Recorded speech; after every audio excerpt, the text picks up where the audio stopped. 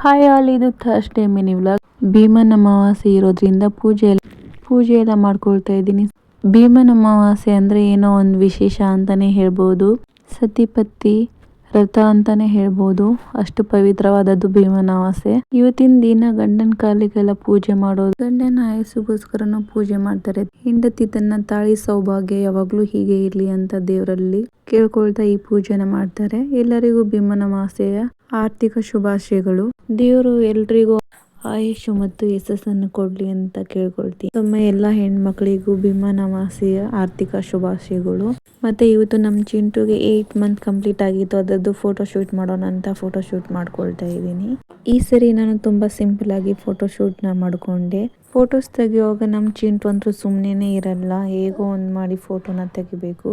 ಏನಾದರೂ ಡೆಕೋರೇಷನ್ ಮಾಡುವಾಗ ಕಿತ್ತಾಗ್ಬಿಡ್ತಾನೆ. ಹಾಗಾಗಿ ಸಿಂಪಲ್ ಆಗಿ ಫೋಟೋ ಶೂಟ್ ನ ಮಾಡಿ ಮುಗಿಸ್ಕೊಂಡೆ.